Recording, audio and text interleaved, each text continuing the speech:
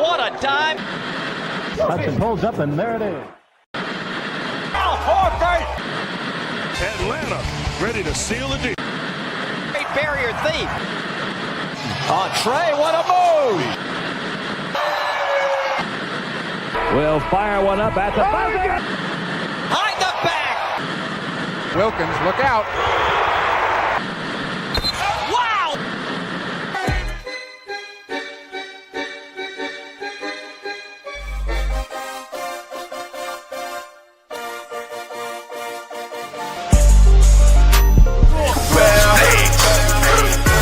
They come out clean. Georgia Peach up outside of Magic, pulling up outside of Magic. What's up, y'all? What's up, y'all? Hey.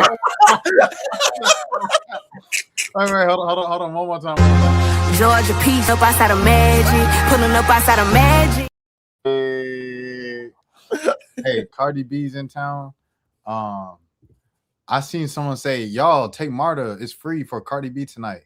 I'm like, bro, it's the NBA playoffs, bro. Like, we already doing the pod during the playing game or playoffs, whatever going on right now. I'm sure it's some type of basketball on right now. But Malik, how you feeling, man? First things first. Man, good, man. Busy day, but got it done, man. How you feeling? Man, right now, yawning a little bit. It's catching up to me just a little bit, but but man, we good. That's hey, go big or go home. It was worth it. It's definitely worth it. My Twitter, bro. What? How your Twitter look today, bro? Listen, after that, after I tweeted that junk that Megan said, yeah, bro, all day. Every time I check Twitter, it say 3 notifications at least. Bro, literally, bro. All day, bro. Yes. Shouts out to Shouts out to Angel Reese, man. She got our social media lit the whole day, bro. Shouts out to the Atlanta Dream organization for accepting both me and Malik today to come and cover the introductory press conference. I got that. If you wondering, Rashad, where the videos and stuff like that, I've uploaded nothing as of right now on YouTube because I have, my actual job that I kind of left for like 3-4 hours to do the Angel Reese thing. So I had to go focus on that. But that stuff will be up tonight before I go to sleep. At least some of it will. I got a lot, y'all. Like I said on yesterday's stream, I said it's going to be a crazy weekend. And this is just the tip of the iceberg, just an introductory press conference. So beware is a kind of bad word for it. But be on the lookout for all that stuff, man, that's coming up down the pipe and stuff like that. Malik, I know we joked about tier 1, tier 2 and the new WNBA media policies, but how you feeling now? Like, the organization let us in for the they let us in for the first in-person Angel Reese event, man. Thank you, Lord. Emmanuel the Prophet.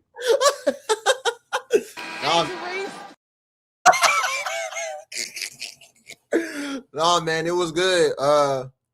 First of all, good to see everybody, from last season, honestly, that we were kind of rocking with throughout the entire season and catching up with them and everything like that. And it was cool. I'm glad that they let everybody in.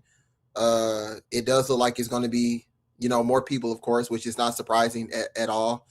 But yeah, man, I guess we'll see from here. Of course, we were still talking about, we don't know what's going to happen, uncertainty, whatever like that. But for the most part, I'm feeling good. Like, I feel like everybody I was covering and new people, I think everybody should be able to get a seat at the table at the end of the day. But yeah, man, we here. It should be exciting. But yeah, I was just kind of glad to see everybody, from last year. I don't know. It always feels like a family. You kind of build a family like after, you see everybody like once or twice a week. So you kind of build that and then things like that. But no, it was cool to see everybody. I didn't even know you was coming. yeah, bro. I surprised everybody. Like I haven't said it on YouTube or nothing, but for those of you who don't know, like you're gonna see everything later, of course, as always. But yeah, I decided to rent a car. I rented because they announced the press conference like Wednesday. Yeah, earlier this week.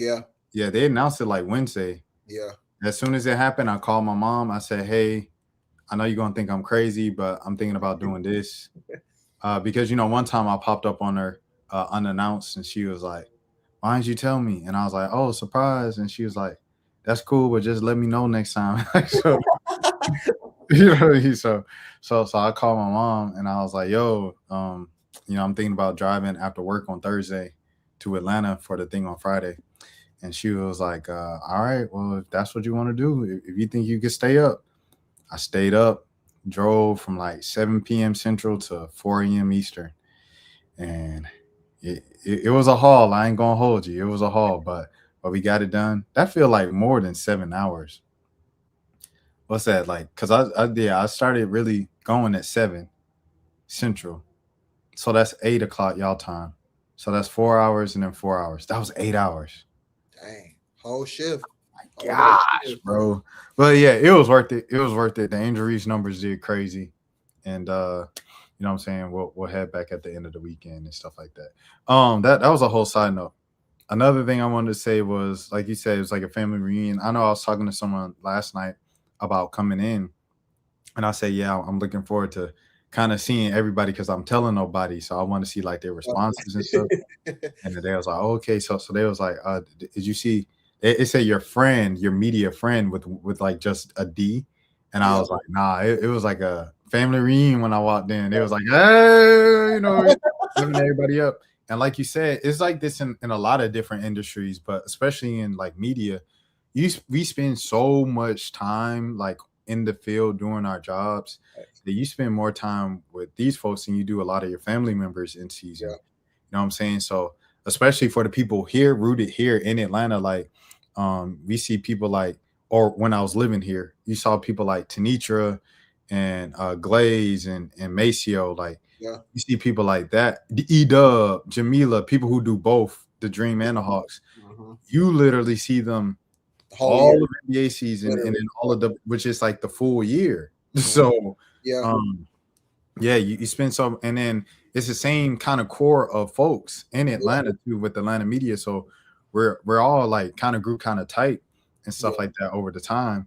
And I ain't gonna lie, for me on a receiving end of it, as someone who no longer lives here, to come in and get all that love, like people was happy to see me. It's always a good thing. You know what I'm saying? So I mean, ain't no place like home. Respect to the boot, everything like that. I'm Nolan's down, Nola, everything like that for sure. And before I get too homesick, I'm gonna be right back. But it was cool to get some home cooking and stuff like that, man. So I want to say that the actual press conference, what people care about with this stuff. We were talking about it beforehand about like we were both kind of nervous that the Dream were doing it with all 6 players that they signed this year and then traded for, because it's like Angel Reese was a big deal. She should be by herself. But it was nice hearing the other players' perspective on like how far they've come as a franchise. You forget in the day-to-day, like because you just see it every day and stuff. But, and I remember when I asked Ryan a question and she was kind of smiling at me and answering like kind of gleefully and everything like that. And that reminded me when Nas was talking too. Their first day in Atlanta came to talk to us. And first of all, that's just mad cool, man. That is mad. Shout out to Kelsey for getting that done, man. Shout out Kelsey. But that junk happened, and at the time, the franchise was gutted because you just had new ownership, with the players flipping on the senator and everything like that. Then so then you get new ownership, and the new ownership is there, and Kennedy Carter is kind of like the last piece of the previous regime. And them jokers fighting. And you sit down Kennedy the rest of the season, and they don't tell anybody what happened. And then after the season, when they get eliminated, Courtney Williams leaked her own fight video. So the whole thing of the media try to paint me as you leaked your own video and bragged about it. So that hit Twitter. from the leagues, from the leg sleeve page. Shout out to Kennedy leg sleeve page, and it was just so much drama. They went 8-24 at the end of the season. It was just a terrible season, bro. Crystal Bradford, I don't know if she broke her leg from the fight, but you know, her leg was broke at the end of the season, and then the video came out that she was kicking people during the fight outside the bowling. Like it was just too much going on, bro. The franchise was in shambles. Yeah. Get rid of everybody. Courtney, E-Will, she leaves by herself and goes to Chicago. She hasn't left Chicago ever since. Yep. And you know, and then they get rid of ship out Kennedy to the Sparks. Mm-hmm. So now the first move they make after Kennedy is trading up to number 1 to get Ryan Howard. And then Nas Hillman, who scored 50 points in a game in Michigan, she was projected to go around 3 because Atlanta Dream originally had 3. She was supposed to go to the Dream at 3. She slipped and fell somehow, some way, all the way to 15. Yeah. And the Dream take her in the second round.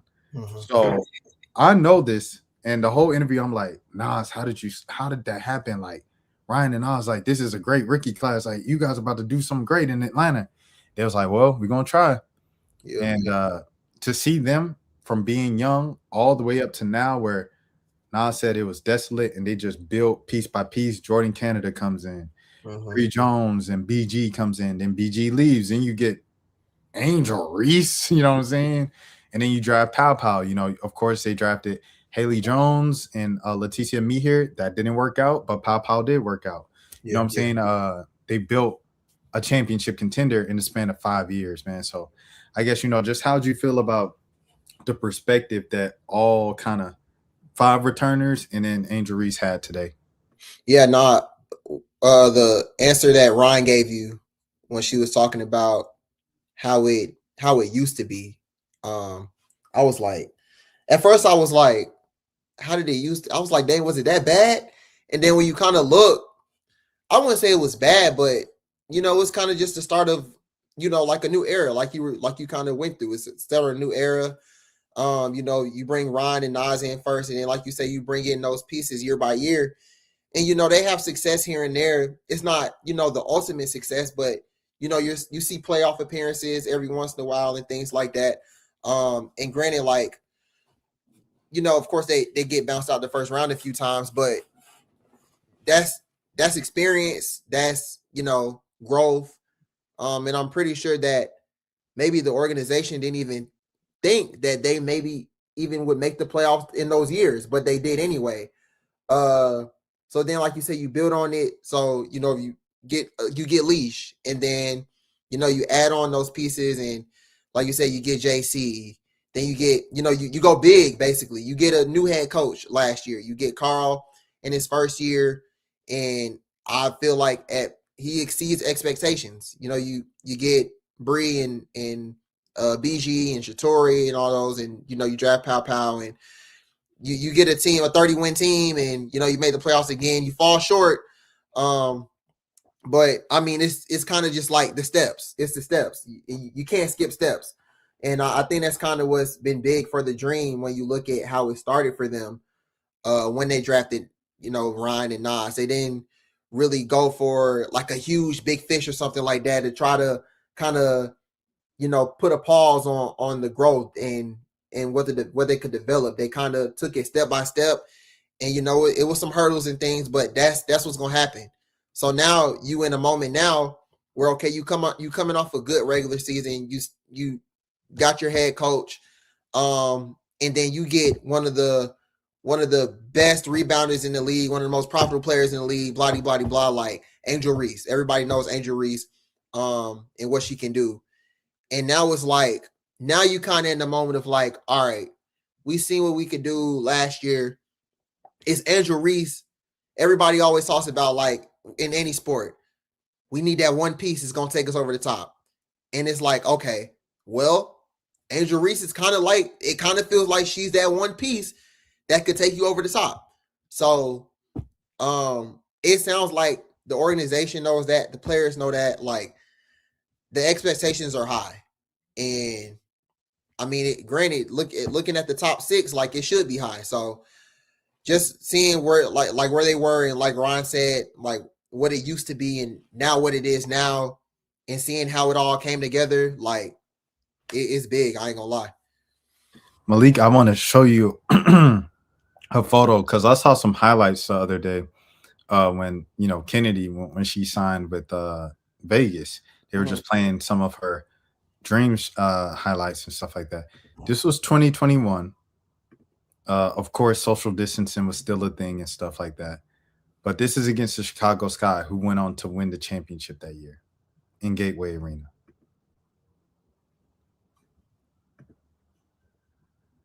Bruh. Empty. Empty, bruh.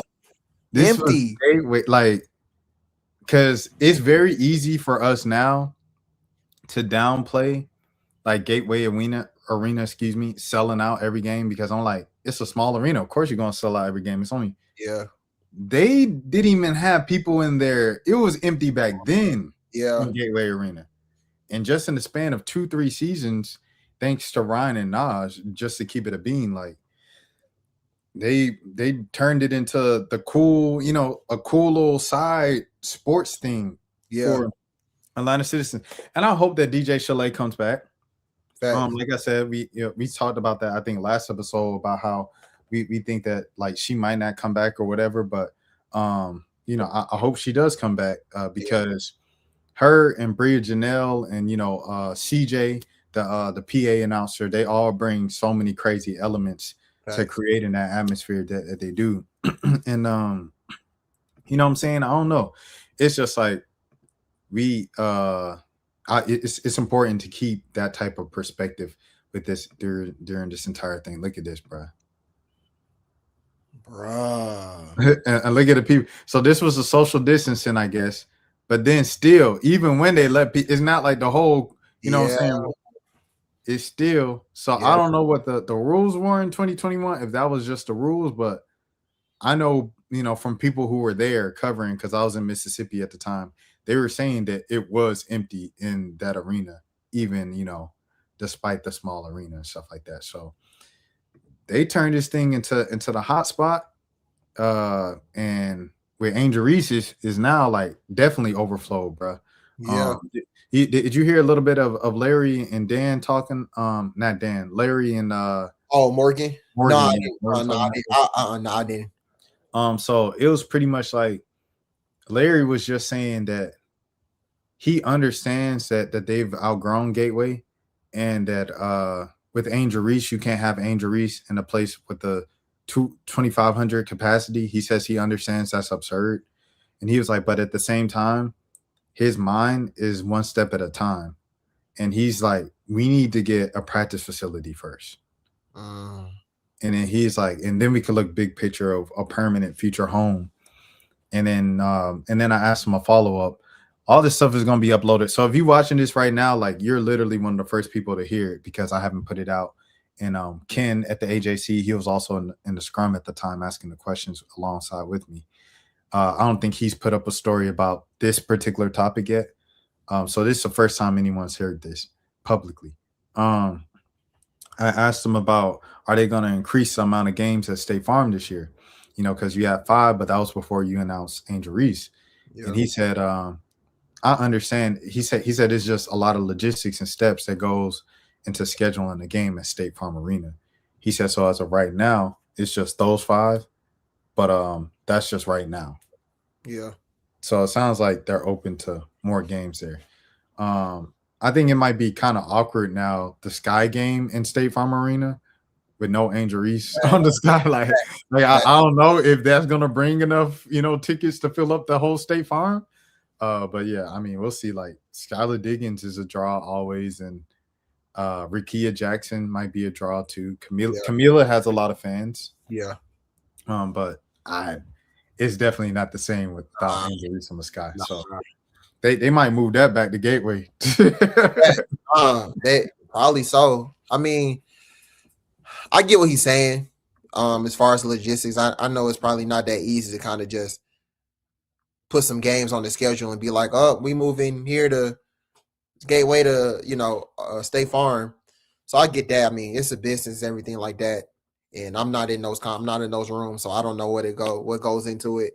But I definitely know for sure, like, playoffs come around, you can't be in there. You can't be in Gateway. I ain't gonna lie, you can't be in Gateway. Playoffs come around. I like and appreciate what they did last year with the playoffs, where they added like basically a whole nother section for fans. And I was just telling Nia this earlier. I was like, Angel here now, you got to keep that section there at this point. Like that, I think that's got to stay there. And granted, it's probably not, because that area is for like I think season members or the season members. VIP type. Yeah, the VIP and stuff. So I'm pretty sure it won't stay there, but something's got to, like, you got to add something. I don't know. Like there's no doubt the tickets are going to sell out every single game now at this point. Because it's not just because, you know, the team is good, but like, I mean, you got Angel Reese in there, like, and it's not that many seats to sell. So like all of them are going to go regardless. So, yeah, man, I hope that when playoffs come around, they do, if it's not State Farm, like somewhere bigger, but I think that's kind of got to be the goal. Do you think, hold on, let me pull up the games right now. This is the graphic. Is 1 Aces, 1 Fever, 2 Fever. Okay. This one gonna be crazy. The Juneteenth joint. Yeah, nah, June 20th gonna be crazy. Yeah, they playing the day after Juneteenth weekend. It's gonna be crazy. And then Toronto. I don't know why they put Toronto over there. I don't know. Okay. I mean, new team. I guess they like, let's see how we can profit them or whatever. But I'm surprised they didn't do it for Golden State, because Golden State got mad fans. You're right. Yeah. But one game I'm looking at, if you want to take off Chicago, Seattle. Yeah. Flage might pack out State Farm, bro. Because you got all the people from Savannah and then all the people from Atlanta. Yeah. Because she went to school in the city of Atlanta, but she grew up in Savannah and her dad's camouflage. So she got the whole state of Georgia. Yeah. She might just pack out State Farm. Yeah, no, that's true. So it's doable. So Larry, let's drop Chicago. Let's pick up Seattle. Let's drop Toronto, and let's pick up Golden State. I'm with that. Yeah. No, I'm with that. I definitely. I mean, honestly, I don't even know if you want. Yeah, if you need both Indiana games. I mean, I get it. Yeah. The August 16th. I'm like, bro, like people ain't gonna be caring about. I mean, but like, I don't know. Caitlin Clark got a crazy following, bro. No, she does. I can't even be mad, because every time she come to State Farm, it looked like a Hawks game. Sell it out. Yeah. So I can't even be mad. Yeah. So I get it. I get why they put 2 of them on there. But yeah, you could probably replace the Chicago joint, or honestly, I probably replace the Toronto joint before the Chicago, because I mean, of course, you know, ain't nobody gonna come to see Chicago, but that whole Angel leave-in or whatever, like, I mean, it's still something there. So yeah, I'll do the Toronto. I'd replace the Toronto one first. And then like we said earlier too, Rakia. Yeah, facts. Yeah, like Rakia. Yeah, like they got like Chicago. I think they got a solid squad. Honestly, they have a very solid squad. Yeah, they got a solid squad. So it should. I wouldn't be surprised if it was a really good game. But yeah, I definitely replace Toronto. Yeah, I have a bootleg roster that I've been keeping up with on that I've just been creating on my personal streams. And yeah, Sky, they definitely are a playoff team. Vandersloot, Diggins, Rakia, Azare Stevens is back, Camila Cardoso. Okay, so who they picked up? Gabrielle Hawkwest. Yeah. Gabrielle. Dang. Her brother season over, bro. Facts. Hello. Bro, that joke was funny. That man was looking at the game on the phone, and he could. Yeah, man. I said, bro, this on ESPN, bro. Yeah, that's performative. That's performative, bro. She got one now. And then Dejanay Carrington coming off the bench too. Yep. Nah, they That's got a crazy squad. seven. Squad. I ain't gonna And we not even mentioning hold on, let me put it right here. Elizabeth. Yep. Elizabeth Williams. And then I guess Haley. But she ain't gotta put Haley. I mean, respect. she gotta earn her name right there. And then look at Indiana, Caitlin, Kelsey, Sophie, Mo Billings, and then AB. That's a tough five. Yep. Lexi Holt coming off the bench and Ty Harris. They got Raven now. Yeah. Nice. Oh yeah, and then Raven, yeah.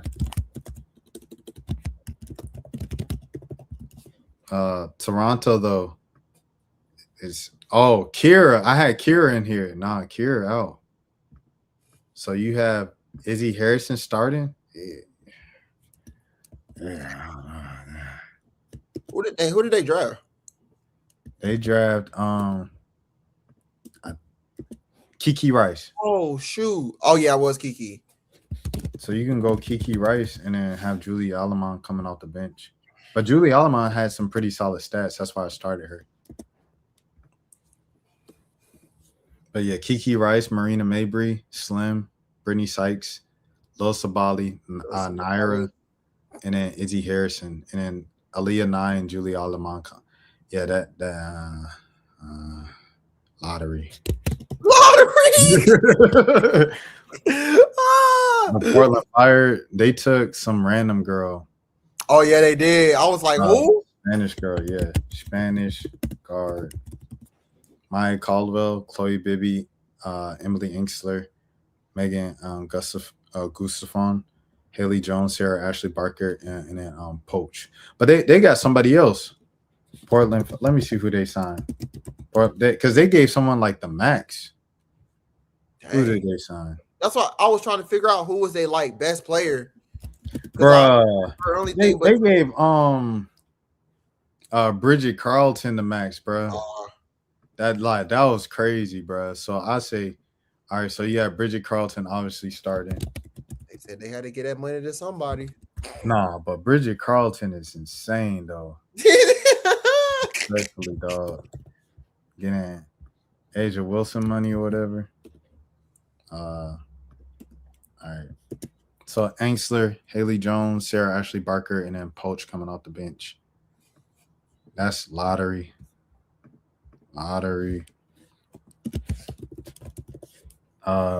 Okay. Dream Championship contenders: Jordan Canada, Lee Shrine, Angel Reese, Bree Jones, Nods Hillman, Papau, and then Taylor. Yeah, that's crazy. Yeah, that's a squad, man. Connecticut son, I ain't even bother. I said wait in the move to Houston. Bruh. Oh, this is crazy. Look, I had a big at the number. Oh, dang. Well.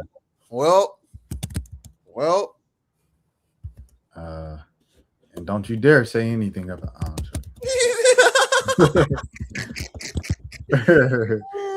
all right. That's nasty. Didn't they sign somebody else? No, I think that's it, bro. I think that's it. Like anybody in the front court, let me see in the front court, they got somebody else. No, bro, that's it, bro. They got Oldacre. They got Odyssey Sims, Shine Sellers, our old friend, Z James. That's nasty, bro. Hey, man. I mean, you could say Lee, but they ain't starting Lee. I said roster looking light for Golden State, but I think they got somebody else since I did this. I'll update that later. Vegas, crazy. Chelsea Gray, Jackie Young, Nalissa,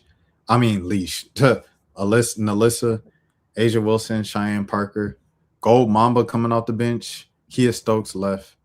So I'll put Kennedy right here. Goodness gracious. That first two off the bench is Drew Lloyd and Kennedy Carter. That's crazy. New York, Johannes, Sab, Satu, Stewie, and JJ. Tasha Cloud ain't signed yet, but when she does, yeah. Zaya Cook, Flage, Alva Farm, Ezzy, and Dom. They got a nice young squad. They'll be good in the future, but they're not gonna be good year one. Minnesota looking like Courtney Williams, K-Mac, Nia Coffey, Fee, Natasha Howard, Dorka, and Jalen coming off the bench. KP, Ariel Atkins, Ray Burrell, Nekawuma K, Cameron Brink, De'Erica, and Neva. That's a decent bench. Yeah. They bench low-key look better than starting lineup. Phoenix don't have a point guard called Copper, AT, DB, Natasha Mack, Sammy Whitcomb, and Kalani Brown. Washington Mystics, this was confusing for me. Oh, I guess you have the answer for this, though. Yeah. Lauren Betts. And then, but now Kira came back. So I guess you put Kira at the 3. I don't know, bro. This is why you don't get 8 people who play the same position. Georgia Amore, Sonia Citron, Kira, Kiki, Lauren Betts, Anya Ray coming off the bench. And then let's see. Aces 1, Liberty 2, Minnesota 3, Dream 4, Fever 5, LA 6, Phoenix. All right, I'm gonna go Chicago, bro. Chicago is still LA. I'm gonna go Dream over Minnesota. For sure. Facts. So I'm gonna go Aces, Liberty, Dream, Minnesota, Fever, Chicago. All right, how many did I? 6? 1, 2, 3, 4, 5, 6. All right, you got 2 spots left. Guess you could go LA. I think it's how it is. Yeah. You got Washington. Take Washington out. Washington missed the playoffs again after all of that. Dang. Golden State, Dallas, Seattle, and Portland don't make the playoffs either. And then, of course, Connecticut. That's a good list. That's a good top 8. I think that's probably going to be the top 8 for sure. Yeah. Yeah. Golden State taking a step back after making it last year might be tough, but hey, it is what it is. Chicago got better, bro. That's all you can say. Yeah, they did. All right. Well, with that being said, let's get into the Hawks and the NBA playoffs. So tomorrow the NBA playoffs start for the Atlanta Hawks, and it is the Hawks versus. Oh, the game is at 6. The game at 6 or 7. 6, right? I think it said 6. I thought it was 6. I thought okay, so it is 6. Yeah. He said you got to let me know in advance so I could be situated as the series goes. I'll join. That's what I said that. Dimitri just said that. Oh, okay. But yeah, okay, cool. All right. So 6 p.m. tomorrow, game 1. I'm about to call in the backup, man. I'm about to call in the backup. Bruh, he about to say Hawks in 4. Bruh. Listen. He about to say Hawks in 4. Well, I guess before Josh gets on, anything that you want to say about this series going into it? Yeah. I think Brad said this earlier, but I agree as well. I have enjoyed the back and forth between Knicks and Hawks fans this week. It kind of reminds me of when they played in 2021. Of course, Trey's not here this time, but it still kind of has that same fire. Like I've seen a whole bunch of Knicks fans on my TL talk about how it's just going to be like this massacre and this blowout and blah, blah, blah. Like they might not even get a game or whatever. And then it's Hawks fans like fighting back the entire time. It's been fun to watch for sure. But and then that last night was hilarious with Trey. But my initial thoughts is I don't think this series will particularly be as much of a wash as I guess fans and even some like national people, like of course everybody's picking the Knicks, and I'm not surprised that everybody's picking the Knicks. I have the Knicks in 6, so I sit here and say like, they tripping, but I don't think it's going to be like a Knicks in 4, like a sweep, or they just going to get dominated. Like the Hawks are going to get nominated. I think the Hawks are coming in on a hot streak still, and I think even though they lost last week against them, it was still a close game. And I think that's kind of what those games are going to look like throughout the series. I still believe that, between the Knicks and the Cavs, the Knicks were the better matchup for them. The only problem I kind of have is the Knicks front court. Like Mitchell and Cat are probably going to eat on the boards. But other than that, if you can control Brunson, or if you can keep him at around 30, he's going to get 30 regardless. But if you make him work for that 30, which Dyson and Nikhil have done this season, I think you're going to be in good shape, because you don't really know if Cat is going to show up every game. You don't know if Mikal is going to show up every game. Like this team, I wrote a story a couple of days ago. I'm like, are the Knicks trustworthy? Like we've been asking this question for the past 2-3 years, and it seems like they have had the team that could be championship contenders and make it all the way to the finals or whatever, and they always fall short because I feel like they always get in their own way.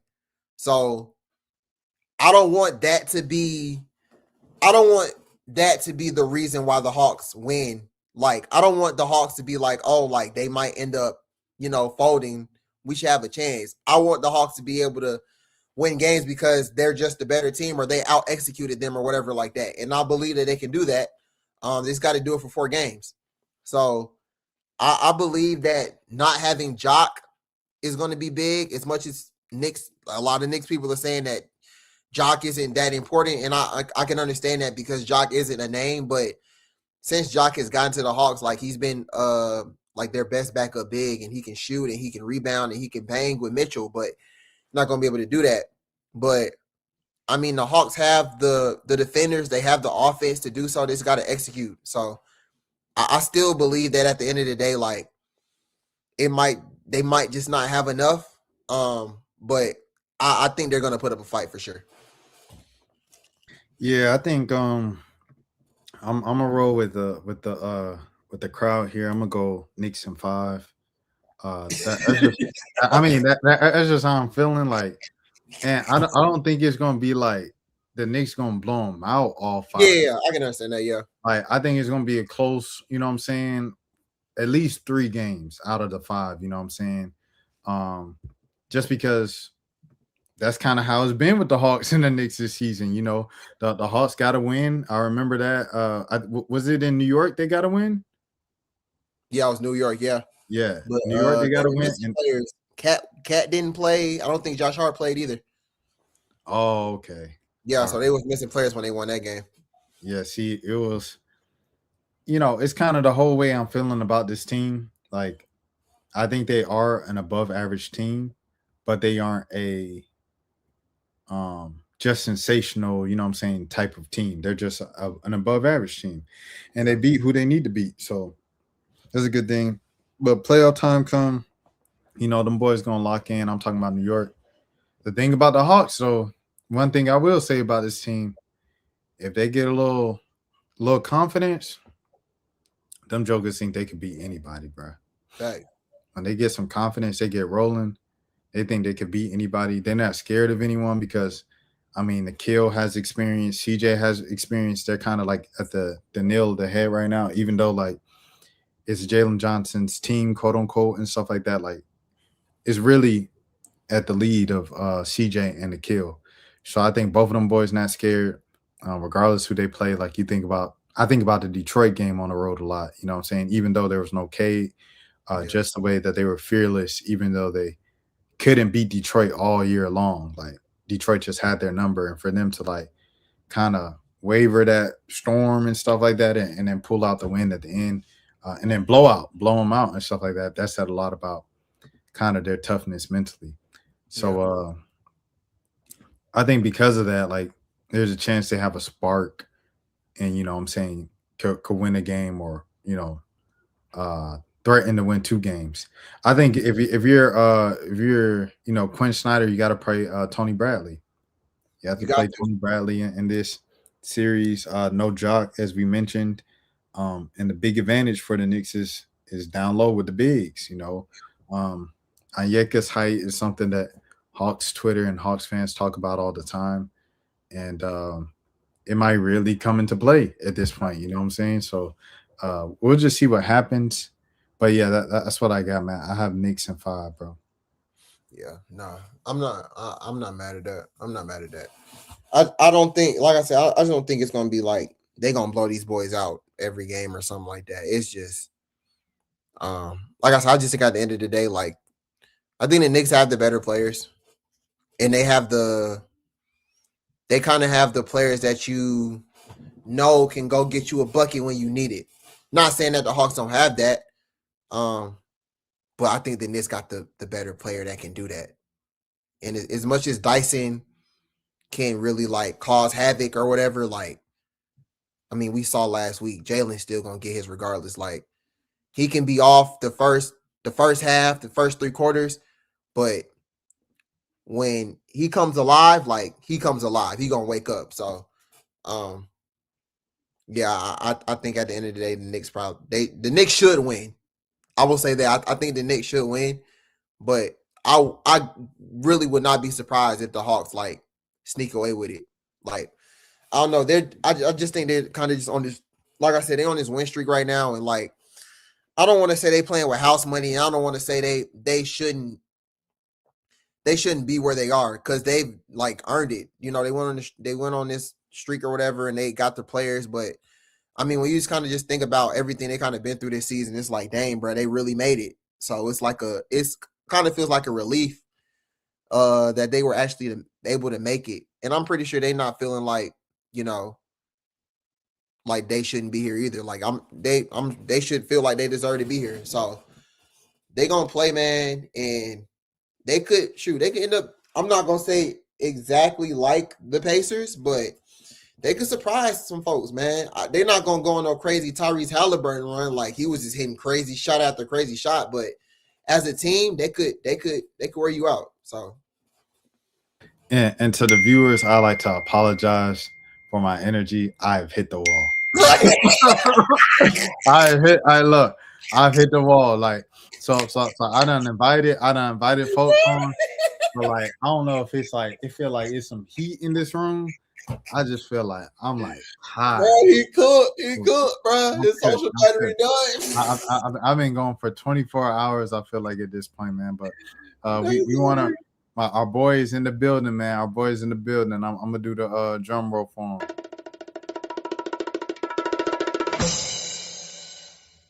Josh, hey, what's up? I know the Wi-Fi is gonna be a little scattered. I'm on a bus right now to Las Vegas, but let's go Hawks, y'all. Let's go Hawks, man. I'm really excited.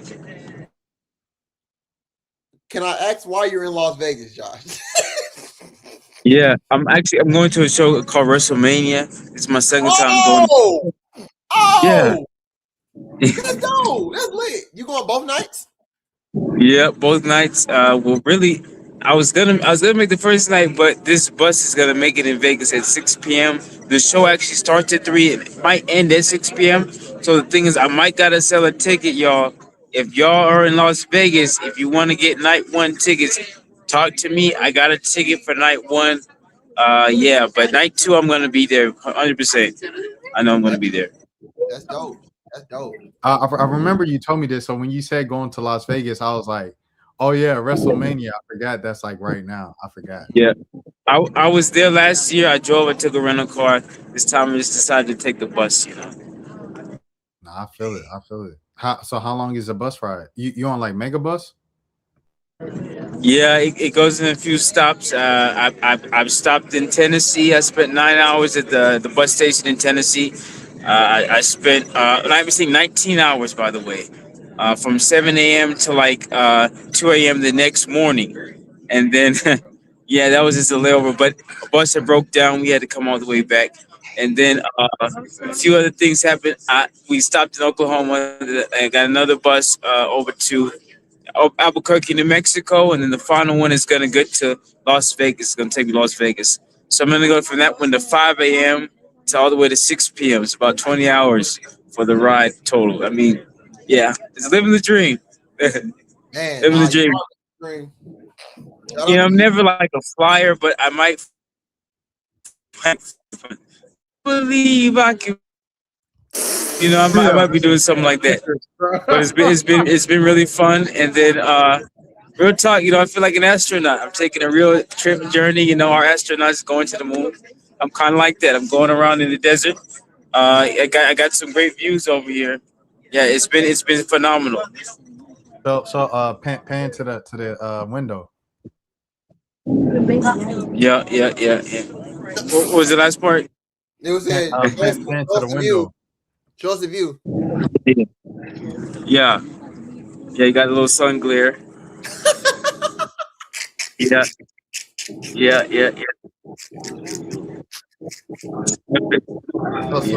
So you say you're in the desert? Yeah, I'm actually right now. I'm nearly kind of, I believe, near El Paso. I believe. El Texas. Paso? Wait. When is WrestleMania? Ain't it this weekend? Tomorrow. Oh, today's Friday. I'm thinking it's Saturday. Okay. All right. Yeah. They're playing tomorrow. I've lost all concept of time. So who you got winning game one? Who I have winning game one? I have I have the Knicks winning game one. You said the Hawks? I said the Knicks. I have the Knicks winning game one. I don't know. I really feel like the Hawks are probably going to upset the Knicks in game one. Well, game one that's the most likely game for a road team to get, one on the road. Yeah. I think it has to be game one. I really do. If they're going to take one first, I think it's game one. Hawks win game one. What's your series prediction, Josh? I think it's going to be Hawks in 6 or 7. Okay. I'm not mad at that. And really, that's actually pretty practical. I'm not gonna lie. No, it is. Yeah. And the Knicks aren't like as good as they were last year. Like if this was the Knicks team of last year, I'm like the Knicks could have made the finals last year, but this year I'm like, maybe the Knicks are kind of gonna be a first round exit. Yeah, the New York media is going pretty crazy over that right now. They said if But you heard what the mayor was saying about Trae Young. Yeah. Trae Young not even playing on the team. I mean, you call out Trae Young, man's not even playing on the team. Look, I mean, Trae could literally just wish the Hawks well. He's been kind of wishing on, but if he really puts his mind to it, he could literally cause the Hawks to win the whole series. Like against the Knicks, he hates the Knicks that much, and the Knicks hate him that much. Oh, you talking about Trae in the Knicks? Yeah. I mean, Trae hates the Knicks so much, and the Knicks hate him. Let's see El Paso.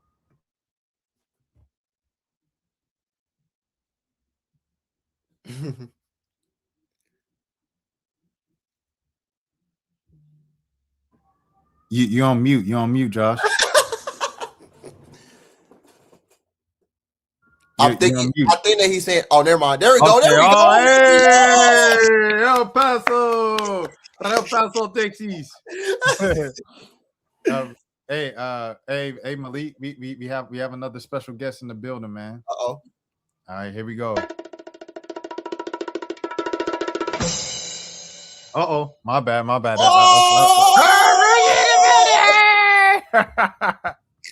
What's up, fellas? What's good, Reg? What's up, fellas? How you feeling? I'm feeling good. Man, thanks for coming on, man. I did not know you were coming. Yeah, I saw Rashad sent me a DM about a few minutes ago, so I had to set everything up and get on. Yeah, I appreciate it, Reg. To give you the backstory, I just drove overnight last night to Atlanta to cover the Angel Reese press conference. So I got back to Atlanta at 4 a.m. So I'm currently cooked. because I did wake up at a regular time this morning to do a full day of work in between the press conference. And so I'm cooked right now. Like, so you drove from New Orleans to Atlanta back to New Orleans? No. I'm in Atlanta still. Okay, I'm in my mama's house. Okay, all right. Yeah. No. I ain't do that right after the press That would conference. be crazy. I for sure would have fell asleep on the way back tonight for sure. Okay. But no. I'm going back at the end of the weekend. But Okay. yeah, so I'm cooked. So I was just like inviting a bunch of people to speak about this series and give it the attention that it deserves. Okay. Yeah, no, we were just talking. Go ahead, Malik. My bad. No, I was telling we were just talking about who do we think is going to win game one. So what are your predictions for game one? Game one. You know what? I'm gonna say the Hawks. I think they win. I think they. Yeah, I'm gonna say the Hawks. I think the Hawks. I think the Hawks win game one. Same here. I'm not like 100. I'm not completely confident in it, but I'll say that. I'll say they win game one. Mhm. I think had the Knicks played. I think had the Hawks not played the Knicks, I guess was it like a week and a half ago? Yeah, I think if that hadn't happened, I would have said the Knicks would win game one. But I'm gonna say the Hawks. I think they win game one. Yeah. I mean, that's like Rashad said, that's kind of the game that you want to get. Especially coming in as like the underdog. I think that's the one game to get for sure. Because if you don't get that, then it's like, all right, well, you got to win another one. You got to try to win another one on the road. And that's, I'm not going to say full pressure, but like, I mean, it's good that you get to come home if you're down 2-0, but it'd be better to come home 1-1. Much better to come down 1-1. And if you win the first one, I think you just kind of I think you do have a lot of momentum going into the next game. Yeah. I agree. Ideally, you want to win one. You want to split one of these two games. But if they were to go down 2-0, I mean, it's not like improbable for them to win two home games in a row. Like it's happened all the time. So, like they always say, the first team is not a series until you win on the road. Right. I guess overall, what chance are you giving the Hawks to win this series? I guess in your series prediction.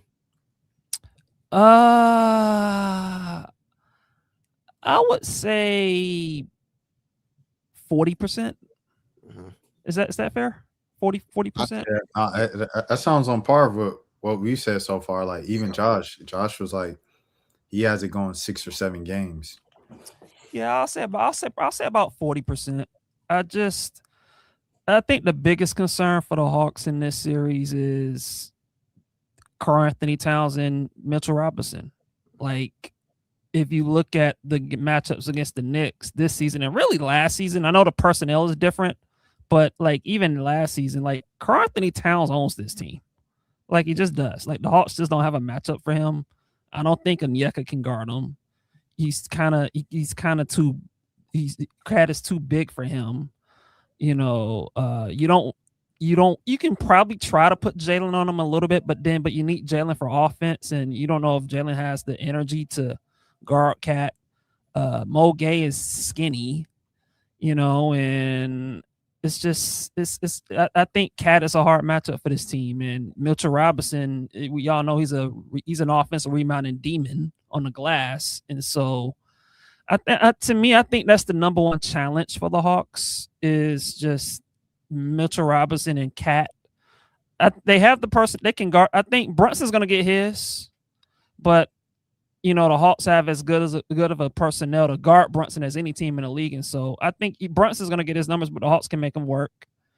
And on the offensive end, the Hawks are just going to have to run. Like the Knicks, they're a good defensive team, but they're not as good in transition. Like they're good in the half court. In transition, they can be had, and so you're gonna have to play. You're gonna have to push the pace. You're gonna have to run in every opportunity as you can get as possible. And I think for Jalen Johnson, I'm interested to see how he looks in his first playoff game in his first playoff setting. You know, is he gonna be confident? or is he going to let the bright lights of New York get to him and he looks overwhelmed? And so I think for Jalen, like he has to be awesome. He has to be the all-star that we all know he is, plus some. And I think if he plays, at or even beyond his capabilities, this can be a series. Yeah. And so I'm looking at that as well. I know I said a lot, but yeah. No, you're good. You're good. Reggie, the one thing I was thinking about as a follow-up to what you said, when you said the bright lights in particular for Jalen Johnson in New York, Madison Square Garden playoffs, do you think the play-in tournament, the in-season tournament, a couple years ago, Trae Young does the dice thing on the logo. Jalen had one of his kind of breakout announcement to the league games of like he's the next big, star coming up from the Hawks. During that game in particular, do you think that kind of helps him at all with this, kind of challenge? He's familiar with that type of atmosphere up there at MSG. It could. I think the difference now is Jalen has more usage because back then, Trae Young was on the team and Trae Young was the lead guy. And so now Jalen has if you're the Knicks, you're game planning to stop Jalen.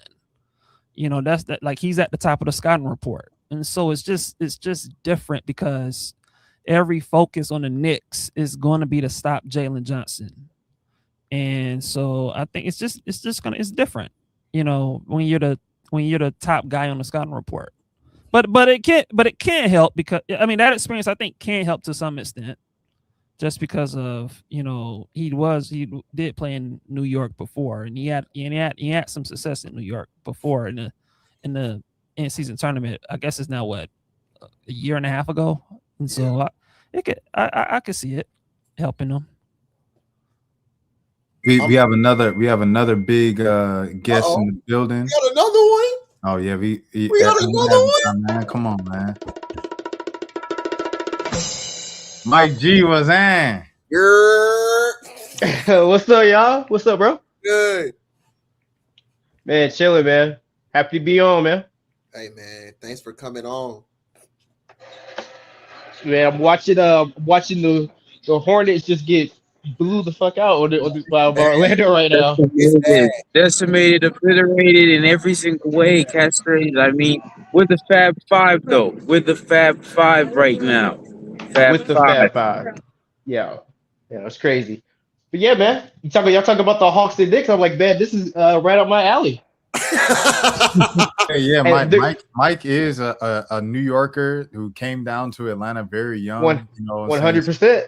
So he is like ATL and like New York to the bone, to the core. Mike, I guess just how are you feeling overall about this series, and who do you think takes game one? Oh man, so first of all, I just want to let y'all know my rooting interest. I'm rooting for the Hawks to just sweep the Knicks if I can. I have so many Knicks fans in my family who have been so obnoxious. Over these last 2 years, these two years, ever since that Eastern Conference Finals last year, I've got nothing but Knicks to the finals at family reunions and Christmas, and I'm ready for them to lose. I'm ready for this to stop. So if we can get a sweep, you know what? What? I agree. I was gonna say even Hawks in 5 before, but now I don't want to. I agree with the sweep. I think the Hawks are gonna sweep the Knicks. Listen, man, the Knicks. The thing about the Knicks, because as somebody who grew up, I made the switch, right? So when I moved to Atlanta when I was 6 years old, and I chose all New York teams that were just terrible, and I was like, all right, I'm 6 years old. Even at that age, I was like, I don't have to do this anymore. So I was like, no, Michael Vick, I'd rather root for him. Michael Vick than the Jets. I'd rather root for Joe Johnson than who was it? The Kurt Thomas, Andrew Bogut Knicks. Yeah. They didn't even have Stephon Marbury when I stopped rooting. They were having, what was it? Isaiah Thomas was the GM or president. Yeah. It was IT. Yeah, bad.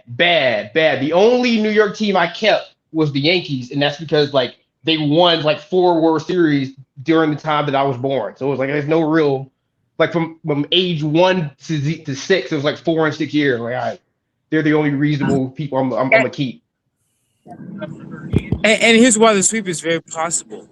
You know, as long as a guy like a Dyson Daniels is actually shooting the 3-ball well, you know, and a guy is getting touches like, let's say, one of the newer people, our newer acquisitions from the Warriors, you know his name? You know? Say his name? Jonathan Kuminga. Yeah, Jonathan Kuminga.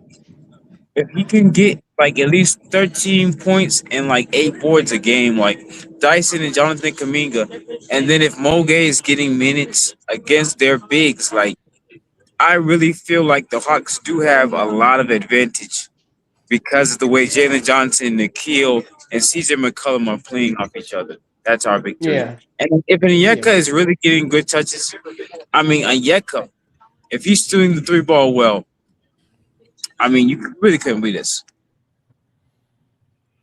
I do think that. Oh, go ahead, Malik.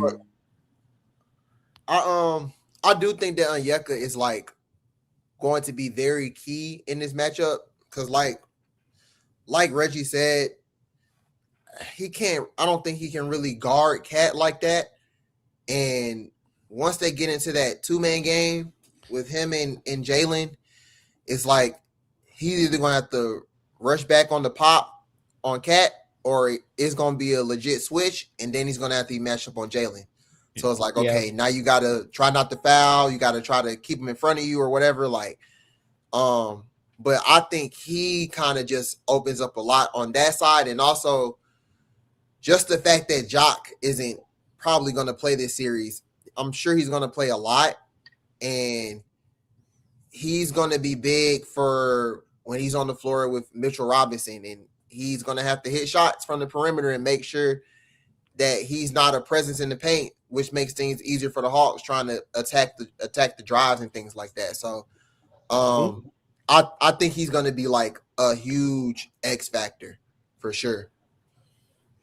Yeah, and for Cat, like the one thing I want to give Cat some credit, because the one thing he's done a much better job of this year is he is attacking the basket, man. Like when the Knicks are just hitting him on those trail threes, he'll pump fake, acting like he's gonna take a three, and he just goes to the basket. Yeah, and he just gets fouled, like we saw in those 2 matchups. Like he's done a good job of like forcing Onyeka to think he's gonna shoot a 3, and then he just drives, and then when he just drives to the rim, he's so big and strong that he can just finish over Onyeka. And that's something that he's done over. He did it in the last game. He did it in the first game when he had 36 points.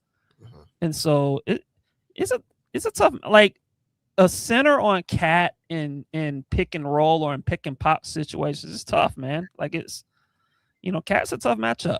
Yeah. Oh yeah.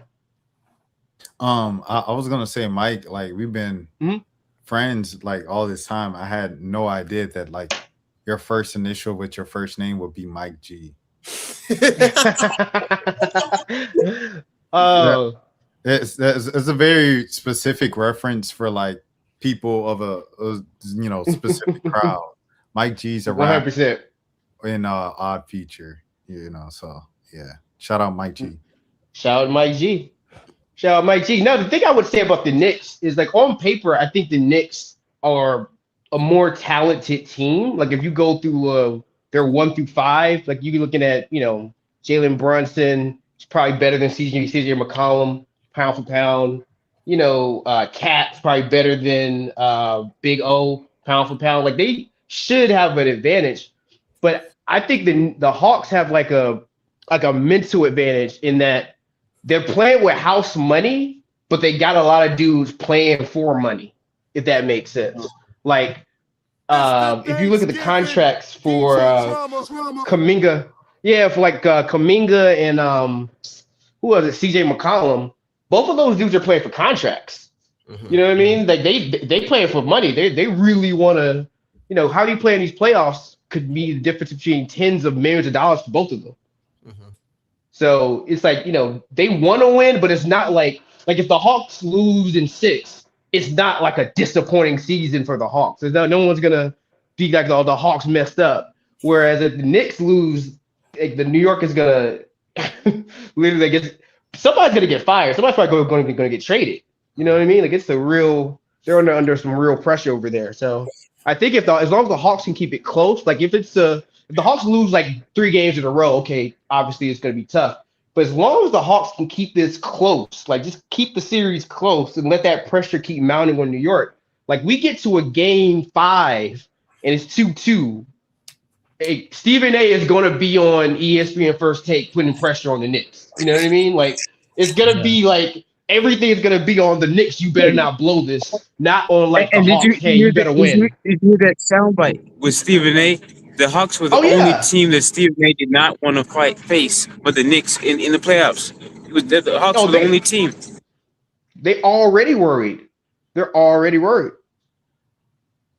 Yeah, to Stephen A's defense, though, I mean, the Knicks have owned the Raptors, and so the choice was, do you want to play Atlanta or the Raptors? And I would understand if I'm a Knicks fan and I'm like, man, we played the Raptors, we could have swept them. You playing the Hawks, every game we played the Hawks has been a close game, and the Hawks have been better now than they were earlier in the year, and so I can understand the trepidation for sure, and there's pressure on the Knicks because, like y'all said, it'll be bad if they lose in the first round, and it's probably bad if they lose in the second round, even though I think the second round they'll likely play Boston, and so it's just. The Knicks are on the clock, and also they gave up all these picks for Mikal Bridges, and Mikal Bridges has kind of been inconsistent. And you could have had Giannis, had you kept those picks. And now there's a chance that the Knicks this is for the Knicks, it's kind of now or never for them to get to the finals, because if they don't get to the finals this year, Boston's going to be better. Detroit's going to be better. The Hawks are going to be better. The Pacers are going to get Tyrese Halliburton back, and they're going to have a high pick. So they'll probably be better. Cavs are going to be better.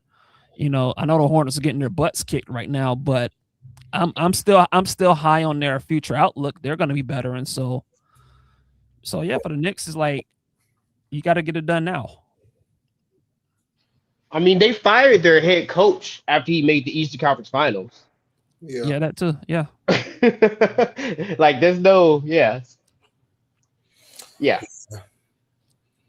I know Detroit is thankful that Orlando's winning right now, because I mean, I've said it kind of like the whole second half of the season. I think if Charlotte got that 8th seed, I think they had a good chance to beat Detroit in the first round of the playoffs. But hey, I guess we'll never know. Just going back to this, like Mike said, if Mike Brown doesn't get to the conference finals, everything I heard from New York media leading up to this series, he's out of there, one and done. And I'm like, why did you fire Dibs? I don't know. Literally. I don't get it. Cat feels like he hasn't fit in the system, and he's kind of made the best of it lately going into the playoffs, and it's just why did you do that? But hey, yeah, I don't understand. He's been better against us. I tell you, I mean, I don't know, man. I get it. With Cats, and I know the Knicks have had their inconsistencies. I mean, that's definitely true. I think before they played the Hawks, they had a month stretch where they didn't be the winning team, and they were beating up on losing teams, and some of those games against losing teams were close, and so they've had their inconsistencies, and I think those inconsistencies is why you have to give the Hawks a chance. I think their net rating with the starting lineup. I read earlier this week, with Onyeka, Jalen, Tyson, Nikhil, and CJ, I think the net rating of that starting lineup is plus 20. It's crazy. And in the Knicks starting 5, which is Cat, OG, Mikal Bridges, Josh Hart, Brunson, like that. Their net rating is like +2. Like it's decent, but it's not elite. So the numbers tell you that the Hawks have like their starting five is more cohesive and better. That could give the Hawks like you can see the Hawks get starting games with a lead of some sort like that, and then obviously things change, and Mitchell Robinson might come in and muck the game up or whatever, but that's something that I think the Hawks could take advantage of. Yeah, I do want to say this before you go again, Malik. To BTB free bang gang. Was you finna be picking up energy? Mike, if you're talking about Mike already picked the Hawks. Josh picked the Hawks. Reggie picked the Knicks. I picked the Knicks. And Malik picked the Knicks. Yeah. Are we doing in how many games as well, or just I picked the Knicks in 5, but I think it's gonna be at least 3 close games in the series. Okay. I'm going, if realistically, I'm picking the Hawks in 7. Okay. Yeah. It's not bad. I have the Knicks in 6. I got Knicks in 6 too. Josh, it's funny. Josh said Hawks in 6. No, Josh said Hawks in 7. Then when Mike got on, he said Hawks in 4. So I'm not sure what he has at this point. I ain't gonna lie. Josh, what do you have? You're on mute, Josh. He looking at the sunset in El Paso, Texas. Knowing Josh is Hawks in 4. I'm gonna let him say Hawks in 4. He literally, like you say, he went from Hawks to 67. I said, "Oh, that's a reasonable. Like I could see that happening." And then Mike was like, "I need the sweep." He's like, "Oh yeah, you know what? Hawks in 5. You know what? No, Hawks in sweep." I'm like, all right, bro. Josh, can you hear us? That's funny. He zoned out. He zoned out. Grant, we on right now, Grant. Grant just asked what time are we talking. We on right now. We're on. What was I about to say? Mike made some. Go ahead, Malik. Yeah, no. It was Reggie talking about their net rating, the cohesiveness and stuff like that. I do feel like the Hawks have the more cohesive group. It's just that I think the reason the Knicks are like the Knicks win games, and the reason I think the Knicks will probably win is like they got Jalen Brunson, and as much as like I said earlier, as much pressure as Nikhil and Dyson will put on them, and like they have more bodies they can put on him, like he just comes alive at the right moment, like he did the last time they played him. Like he scored like 7 straight points, and they took the lead, and after that they won the game. But before that, it was like, oh, we got another one. Hey, what's good, man? Oh, man, not connected to the audio.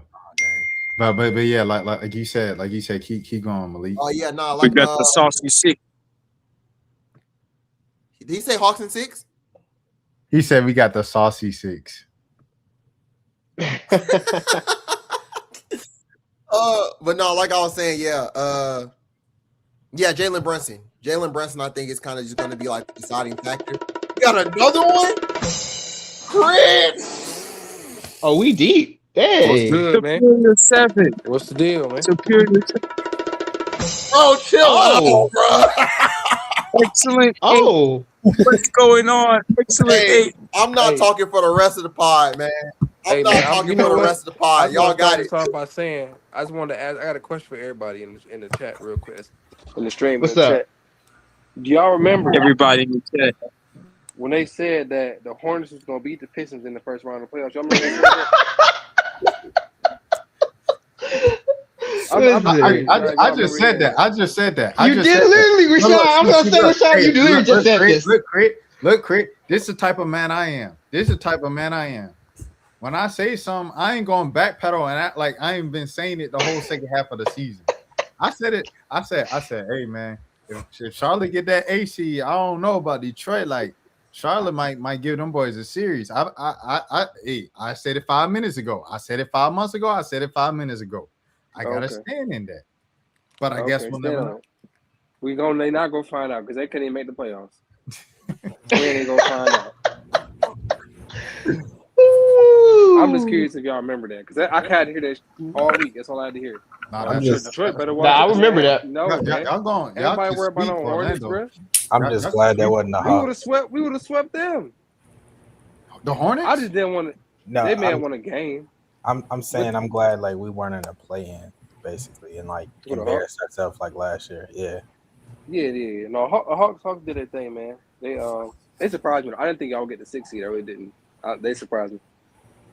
I really Bro, they surprised everybody. Yeah, I really surprised me. Yeah, obviously nobody saw this coming, bro. Maybe I think it didn't surprise me. I kind of expected them to do what they did. Why can't we just be honest tonight, bro? It's a Friday night, weather good. Why can't we just be honest? Oh yeah. Why we got to come to chat capping, bro? I'll say I had high expectations coming in. I expected them to be a top 6 seed.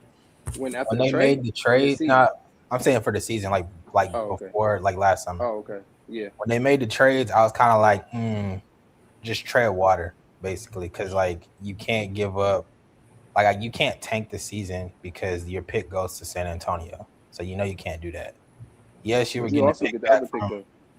I mean, you were getting a New Orleans pick, but like you can't really rely on that, in my opinion. So like my biggest thing was just like tread water, I guess, like make the play-in or at least try to get a top 6 seed somehow, and they were able to do that. Yeah, at this point, genuinely, anything beyond that is like real gravy, in my opinion. Yeah. I'm not gonna say we're gonna beat the Knicks or nothing like that, but I think we have a good chance of sticking with somebody. That's the one thing I will say, like just sticking with somebody. Like they play competitive basketball the entire year, which I think is finally I actually really enjoyed this season. I haven't really enjoyed the second half of the season. You enjoyed? Because I didn't enjoy that first half of the season. No. There were even parts in the first half I enjoyed. Like there were a couple of games that close games, very, very close. We just couldn't come up on top. Very, very close. Yeah, like you know what's crazy though? I remember we beat Orlando the first game of the season. Even losing to like the Nuggets, we at home, I think we lost to them by 1 point. Where they very competitive. That was they were up by lost to the Bulls in a couple games in back to back at home. That was terrible. And the Raptors, if we took those Raptors and those Bulls games, we might have been a top 3. But I mean, the Raptors games, we kind of just got our ass whooped every game. So I mean, y'all know it's all about matchups now in the playoffs, really. And I think the Hawks match up better with the Knicks instead of the Cavs. And I only say that because Mobley and Allen be giving Jalen hell, especially on those pick and rolls. And Dyson has to be a respectable shooter at something, bro. He's got to be some kind of respectable shooter, I feel like. Because if you're gonna I agree. Big on Dyson, you gotta make him pay for that. You cannot let that shit slide. Because this is gonna count on Jalen. He has to shoot all these open days. Yeah. He does a lot of good things. I will say, him being paid $25 million, it ain't nothing to sneeze at. It won't show up on the stat sheet. You're right. Yeah, but it is. But he does a lot of great stuff. Yeah, he does a lot of everything else, rebounds. Dirty work. The dirty work, basically. The lock down defender, steal, block here, stocks. All that. Even his assists are going up. Dyson's assists and rebounds are really effective. I say even last year, he wasn't a great shooter necessarily, but he was a great finisher. Finisher at the rim. But even the 3-ball, it was casually respectable. You had to guard him out there. This year, it's I've seen him really hesitate, and I prefer him to just not hesitate. I think that's my biggest. Just let that fly, bro. But if he takes less jumpers, I wouldn't mind if he just does the same thing where he finishes at the rim like he did last year with Dice. Yeah, you gotta do something. Those percentages don't matter. It's the playoffs. You gotta get them shots. You gotta let that joint fly, bro. Yeah, I don't care, bro. The one thing I'll say about Dyson is I get it. He's got to get better at shooting the ball, but he just does. To me, I look at Dyson as he's like a hybrid center and a hybrid point guard. Yep. Like he can bring the ball up in transition, and then when he's in the half court, when he's not shooting, he's setting screens for CJ McCollum or Jalen Johnson or Nikhil, and he's just rolling to the basket. He's a pretty good. He's a pretty good finisher. Like he has a nice little floater that he goes to, and so and he's making an extra pass. He's getting offensive rebounds. Like he just does a lot of everything, you know. And so like I look at Draymond Green. Like you look at Draymond Green. Like teams don't guard Draymond Green anytime either, and yet he finds a way to be productive. He does feel very Draymond Green. Like I'm not gonna lie. Oh yeah, but he just needs a bucket of a quarter. He puts more pressure on the rim than Draymond does. I will say that. Dyson is a lot better than Draymond. I think Draymond just has a size advantage for me. I think if you look at the game tonight, I think the Warriors are going to win tonight against whoever they're playing against. Warriors are playing in that playing game. They're going to win because of Stephen Curry. Because Stephen Curry has been carrying Draymond Green. Boy, got Dyson Daniels in the Hall of Fame? No, well, I'm saying because Dyson Daniels is better than Draymond, but I'm also saying, for Draymond, if you put Dyson in Draymond Green's position, I mean, Steph has the same career. No. Yeah, I can't. Hey, we out the mud. We got Rashad McCants. Respectfully, I'm gonna say no. Yo, I'm like, damn, where was? I'm not trying to say Draymond is overrated. I'm just trying to say that Dyson is a lot better at a lot more things than Draymond Green. They play different roles. Yeah. I think you can't really compare two guards. What I'm saying, but because the All NBA compares, because it's all defense. I'm saying Dyson is a better. He's technically a more ethical hooper. How he defends people. Draymond will play with crowd. It is cool to miss a take. It's cool to miss a take, Josh. I would compare Dre to Dennis Rodman. I can say Dre is more like Dennis Rodman, and Dyson is more like Kawhi in defense. But no, you're just wrong. You're wrong. I'm gonna cool. disagree. It's cool, bro. It's cool, Josh. Josh. My reasoning for disagreeing with you is that Draymond allowed Golden State for years to put him at a small ball 5 at 6'8" and effectively guarded centers and larger power forwards. You just saw the other day, like Tuesday, he had Kawhi in clamps, and Kawhi is one of the best half court wings in the league. Second team All NBA. Literally after all the injuries and all that stuff, like he clamped him 2 times in a row and effectively won the game. Like I'm not saying that Dyson cannot do that because I've clearly seen him do that, and Dyson is excellent. I don't think Dyson is clamped LeBron, Kawhi, KD. He's clamped all kinds of dudes. My brother in Christ, I don't think that he's the same effective defender as Draymond. Dyson is great. Don't get it twisted. Dyson is trending upward. He's still super young. You can't compare him to a Hall of Famer yet. That's all I'm saying. Hey, there's a reason Draymond has multi-time.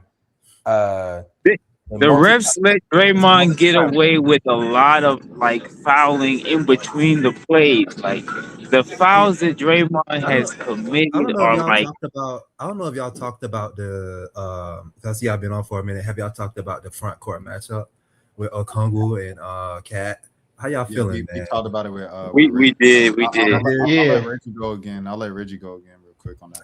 Yeah, that's the biggest. To me, that's the biggest concern about this matchup is this Karl Anthony Towns and Mitchell Robinson. Like,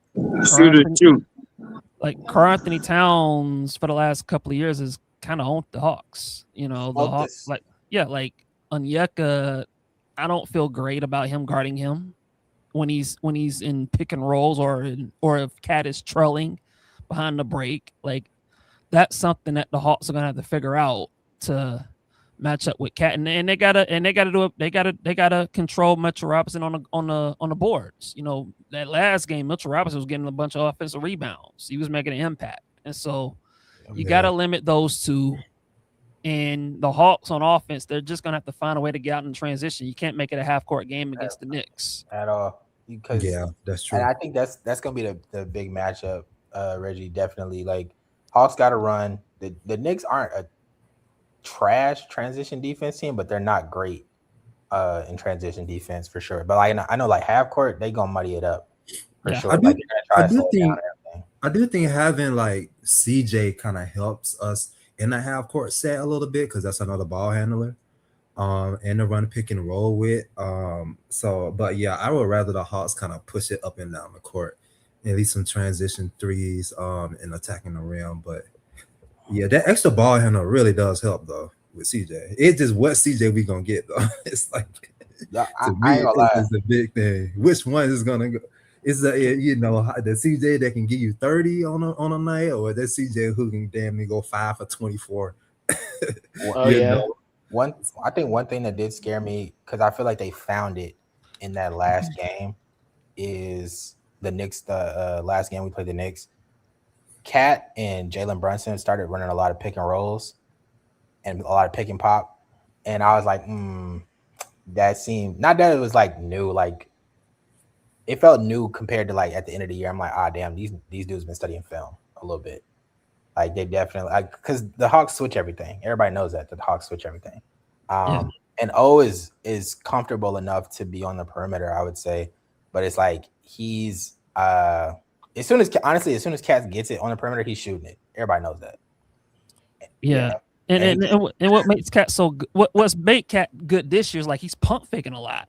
Yeah. And he's getting to the basket. Yeah. And Okongwu be falling for that. So he gullible with that pump fake. Yeah. So that's what I'm thinking. Oh no, go ahead, Mike. I was gonna say I'm curious about what Jalen Johnson is gonna do here. Like, I think you gotta step up. Yeah.